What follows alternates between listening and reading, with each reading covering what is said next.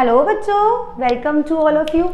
चलिए बच्चों, आज हम क्या लेकर आए हैं आपके लिए? आज हम फिर आपके लिए लेकर आए हैं एक और video anatomy of flowering plant के इंपॉर्टेंट क्वेश्चंस की। आज का हमारा टॉपिक क्या है देख लेते हैं। आज हम किस चीज़ के इंपॉर्टेंट क्वेश्चंस देखने वाले हैं? Root, stems and leaf.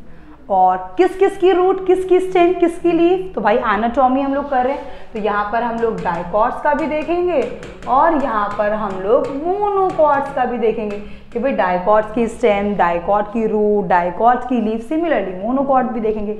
पर बेटा इससे पहले आप लोग वन शॉट और बाकी previous videos, important question, mind maps आप देख लीजिए।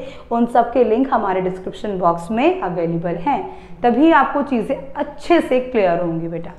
ओके बच्चों, चलिए देखते हैं। पहला क्वेश्चन हमसे पूछ रहा है, name the cell that surrounded vascular bundle in the dicot leaf. ऐसे कौन से सेल हैं जो कि वास्कुलर बंडल डाइकॉट लीफ में सराउंड, घेर के रखते हैं? वास्कुलर बंडल को नाम क्या है? इसका नाम है bundle sheath of parenchymatous sales. तो पैरेन्काइमेटस सेल्स क्या करते हैं? वैस्कुलर बंडल्स को चारों ओर से घेर के रखते हैं इन the case of dicot leaf. और ये याद होना चाहिए कि वैस्कुलर बंडल तीन तरीके से हैं यहाँ पे। एक तो नॉर्मल आपके लेटरल हैं जिसमें जाइलम फ्लोएम सिंपली है, एक्सचेंजमेंट होता रहता है। एक है कॉन्जॉइंट जिसमें जाइलम और फ्लोएम जुड़े हुए हैं, और एक है आपके हमने पढ़े थे जिसके अंदर बीच में आपकी यहाँ पर कंजक्टिव सेल्स की लेयर्स होती है, बीच में लेयर होती है एक्सचेंजमेंट के लिए। ठीक है, ध्यान रखना। चलिए, डिफाइन क्लाइट्रोजन। क्लाइट्रोजन क्या है? तो ये स्पेशल मेरिस्टेमेटिक रीजन है, मतलब कि डिवाइडिंग रीजन है, जहां पर डिवाइडिंग सेल्स पाए जा रहे हैं at the end of the roots पे पाया जाता है, जो कि रूट कैप के लिए हमने पढ़ा था ना कि रूट कैप के अंदर डीजनरेशन प्रॉपर्टी होती है। एक बार खत्म हो गई, उड़ गई कैप, कोई बात नहीं, दूसरी कैप ले आएंगे हम लोग। तो वो डीजनरेशन का प्रोसेस को कौन करवाते हैं? ये स्पेशल मेरिस्टेमेटिक रीजन। ठीक है बेटा।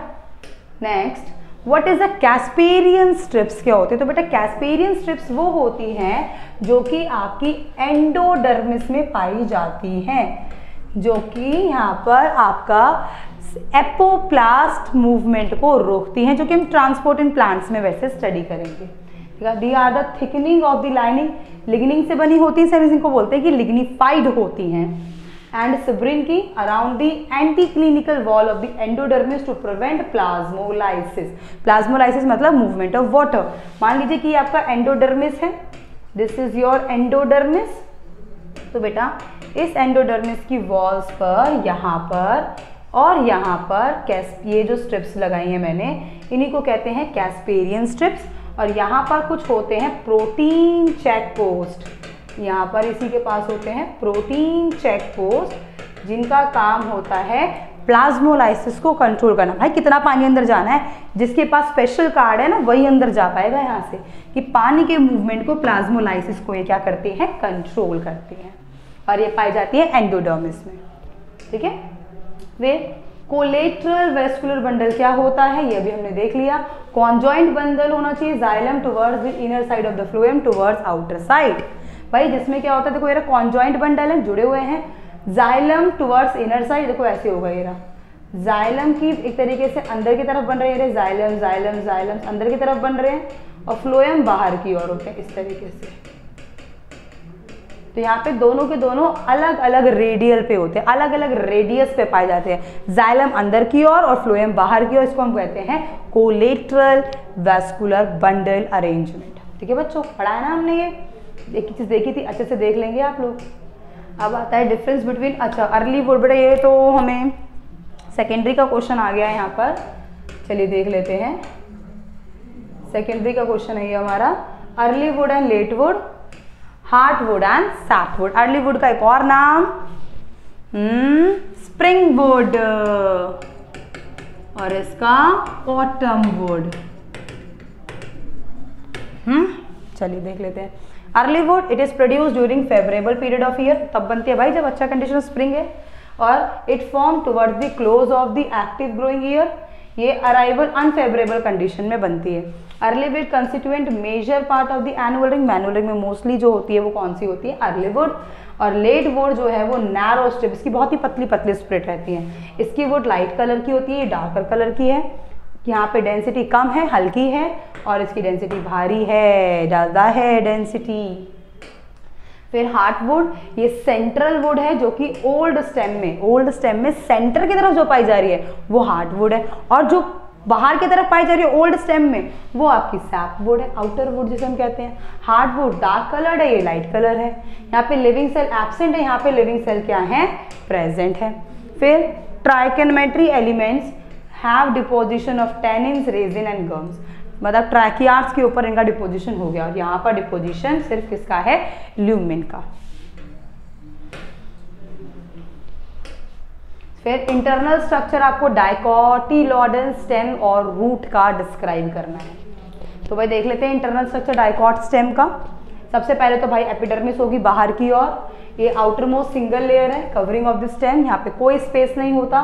इसके ऊपर क्यूटिसिल होती है ताकि आपका ट्रांसपिरेशन का जो रेट है वो यहाँ पर काफ़ी ज़्यादा कम हो सके। Outer layer, this outer layer is your epidermis, और इसी एपिडर्मिस के अंदर जिसके सेल्स पाए जाते हैं वो सेल्स होते हैं cortex. Inner to the epidermis, epidermis के अंदर है ये। Cortex constitute a multi layer, बहुत सारी लेयर्स में होता है। जैसे ये इस तरीके से दिखा देती हूँ मैं, ये भी बहुत सारी लेयर में पाया जाता है। पैरेन्काइमेटस जो कॉर्टेक्स है वो प्रोवाइड करता है मैकेनिकल स्ट्रेंथ, और resin must be in the region of cortex. जो रेजिन बनता है वो कहाँ पर बनता है, कॉर्टेक्स के रीजन में बनता है, ठीक है। फिर एंडोडर्मिस, इसके अंदर वाली लेयर, यहाँ पर ये होती है एंडोडर्मिस जिसमें कैस्पेरियन स्ट्रिप्स पाई जाती हैं। This is your endodermis. बड़ा बहुत गंदा डायग्राम बनाया मैम ने, आपको आगे दिखा भी दूंगी डायग्राम। एंडोडर्मिस, और इसके अंदर होते हैं पेरिसाइकल्स। चलिए, एंडोडर्मिस ये आउटर मोस्ट लेयर है कॉर्टेक्स की, हैविंग बैरल शेप्ड और पैरेन्काइमेटस सेल से बनी होती है। फिस्टिल, इसमें पेरिसाइकल, वेस्कुलर बंडल और पिथ तीनों चीज आ जाती हैं। पहले पेरिसाइकल, वेस्कुलर बंडल, और वेस्कुलर बंडल्स के बीच में होता है पिथ। देखिए अगर हम बनाएं तो ये रहा pericycle, this is your pericycle.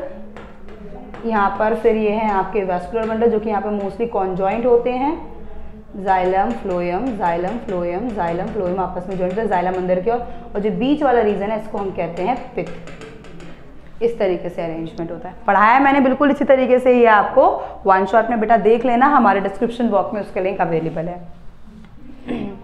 ठीक है। इसमें आते हैं वैस्कुलर बंडल्स जो है इसमें 5 से 7 नंबर में हो सकते हैं और अरेंज होते हैं रिंग में। ये ओपन और कोलेटरल होते हैं। जाइलम इंडार्च है, पिथ सेंटर में है, पैरेन्काइमेटस है, और इंटरसेलुलर स्पेस भी पाया जाता है। देखिए ये रहा diagram.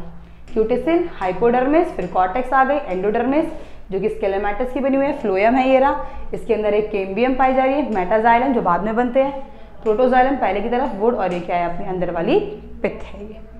This is the transversal section of dicot stem. फिर इंटरनल स्ट्रक्चर डाइकोटिक रूट का, इसमें एपीबैलमम, इसको हम प्री फाइरस लेयर बोलते हैं। आउटर मोस्ट सेल इसमें एक होती है, रूट हेयर यहीं से एक्सटेंड होते हैं। फिर कॉर्टेक्स, ये मेन पार्ट होता है रूट का, जहाँ पे बहुत सारी लेयर्स के पैरेन्काइमेटस सेल्स होते हैं जो कि स्टार्च ग्रेन में हेल्प करते हैं, स्टार्च की स्टोरेज में। इंटरसेलुलर स्पेस यहाँ पर प्रेजेंट है और ये स्टोरेज ऑफ फूड में हेल्प करता था, दिया तो मैंने आपको। फिर एंडोडर्मिस जैसे उसमें थी, बस यहाँ पे एपीबैलमम होता है, वहाँ पे एपिडर्मिस थी।